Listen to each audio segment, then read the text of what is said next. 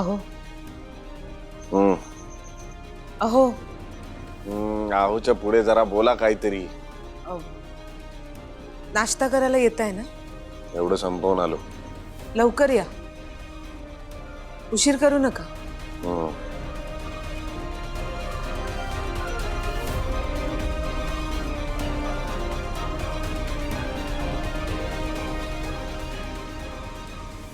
पिऊचा ताप उतरलाय का?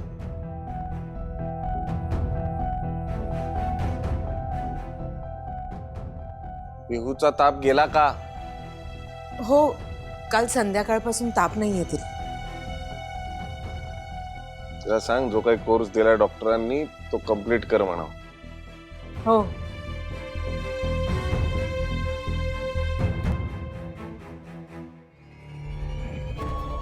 काय करू, यांचा मूड आता बरा दिसतोय. रेडिओ स्टेशनला जाण्याबद्दल बोलू का यांच्याशी? पण हे आता चिडले तर?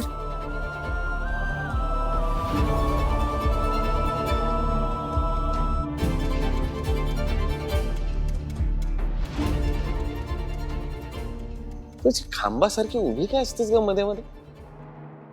तिला जाऊन सांग जो गोळ्यांचा कोर्स दिला ना डॉक्टरनी तो पूर्ण कर. हो. अहो ते मी एक हॅलो बोल. अच्छा अच्छा आलो आलो बाहेर आलो. एकच मिनिट. अरे चावी गाडीलाच आहे. एक मिनिट थांब.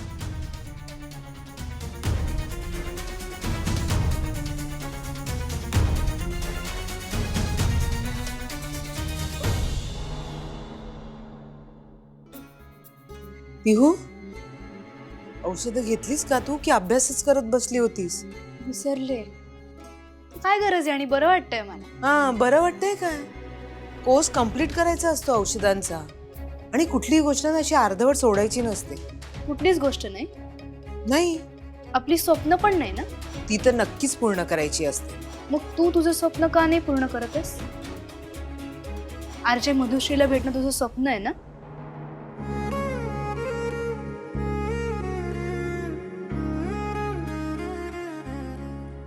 पिहू, मी खूप प्रयत्न केले बाबांशी बोलण्याचा, म्हणजे त्यांच्यासमोर विषय काढण्याचा खूप प्रयत्न केला, पण नाही पण बिण काही नाही. तू आता डायनिंग टेबलवर त्यांना विचारणार आहेस आणि रेडिओ स्टेशनला जायची परमिशन मिळवणार आहेस. ओके. आई, तू जर नाही विचारलंस तर मधुश्रीचा कार्यक्रम ऐकणं बंद कर. पिहू, नाही ना जमणार. मग आता एवढी हिम्मत करायची. प्रॉमिस कर मला.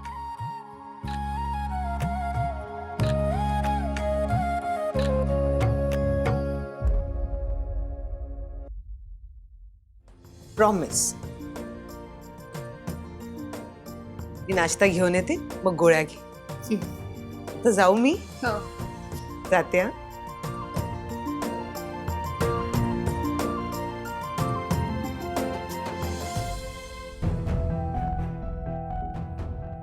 आई, मला तुझं स्वप्न पूर्ण झालेलं बघायचंय.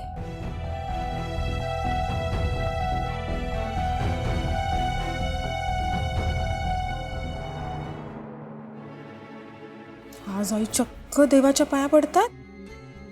आई, आई काय झालं? काय ग? देवाच्या पाया वगैरे पडतायत, टेन्शन आलंय का तुम्हाला? मला कसलं टेन्शन असणार ग? रेवतीची काळजी वाटते. काय केलं तिने? काही केलं नाही ग तिनं. इतके दिवस शेजार पाजारच्या बायका चौकशी करायच्या.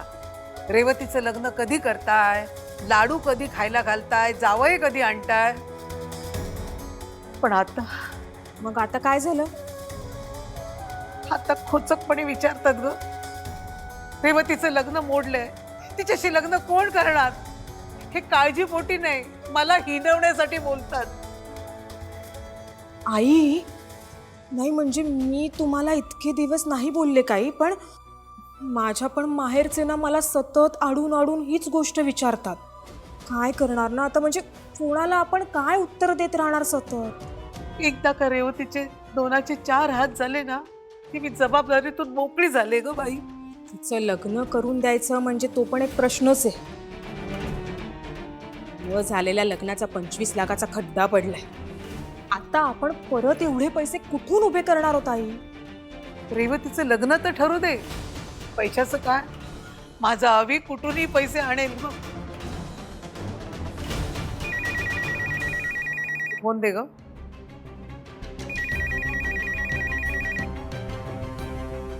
हॅलो, हा, मी दुर्गा पाटकर बोलते. काय वधूवर सूचक मंडळातून बोलताय? हो हो, नाव नोंदवलं होतं. शोधतोय आम्ही, मुलगा शोधतोय. काय स्थळ आहे? बरं बरं बरं, त्याची माहिती पाठवून द्या, मी मुलीशी बोलते. अच्छा अच्छा, ठीक आहे ठीक आहे ठीक आहे. वधूवर सूचक मंडळातून फोन होता का? हो ग, आता आपण तोच विषय बोलत होतो आणि योगायोग कसा.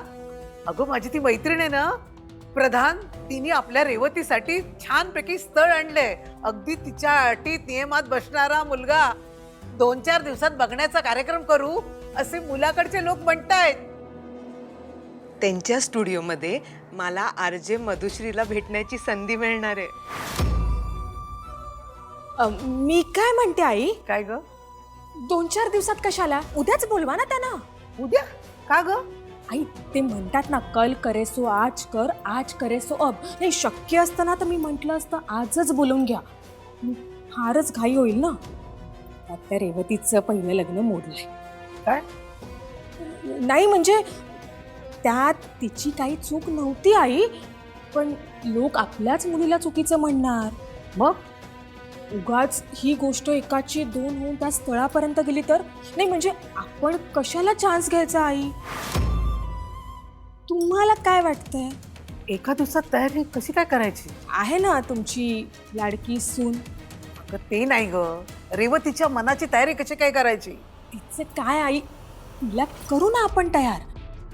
पण आई मला विचाराल ना तर पण हातचं स्थळ घालूया नको. नाही म्हणजे बघा ना, ह्या 3-4 दिवसात त्यांनी जर दुसरं स्थळ बघितलं तर, आणि त्यांना मुलगी पसंत पडली तर. मुलगा आवडला नाही तर आपण नकार देऊ शकतो आई, पण त्या प्रधानबाई म्हणत होत्या ना की आपल्याला हवं तसं स्थळ आहे. मग आई आपण हे स्थळ कशाला हातचं जाऊ द्यायचं?